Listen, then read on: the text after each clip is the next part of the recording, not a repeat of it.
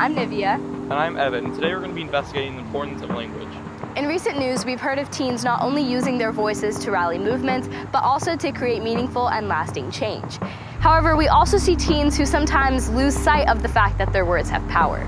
So today we're going to be interviewing some teens to get their perspective on the power and importance of language, as well as highlight a teen-led organization in the Valley to see how they've used their voices to make a difference.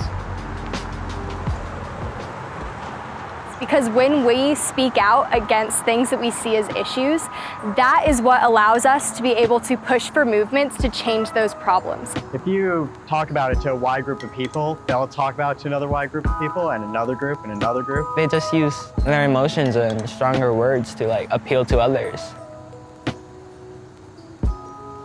They take for granted what their words mean a lot of the time. We need to recognize the power that our language has, that even though we're teenagers and we may not have the ability to vote or some of these other responsibilities that adults do, we are becoming adults and we need to act as such. We have to be very precise on how we say it, because a lot of people automatically just don't want to hear about things like period stigma, period poverty.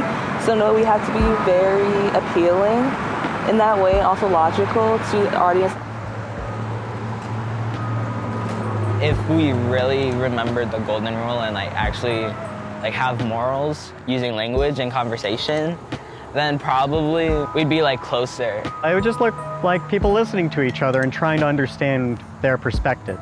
This should be the basis of everything that we speak about, that words of kindness bring more kindness and that words of hate bring more hate. We're the Arizona branch of the Youth Division of the National Women's March. So a lot of the politics and dialogue that's happening right now in Arizona isn't where we think it should be, and we think that the needs of a large majority of people aren't really being represented.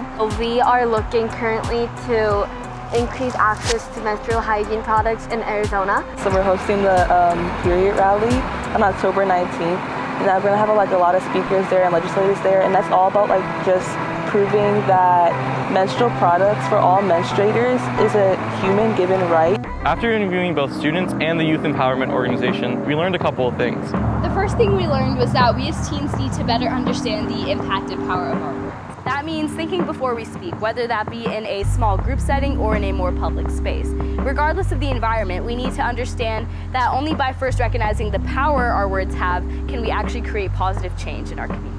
Another thing we learned was the importance of respectful dialogue. In order to create lasting, meaningful change, we need to first respect the person we're having this dialogue with. And it's only through this respect that we're able to create change that lasts in our society.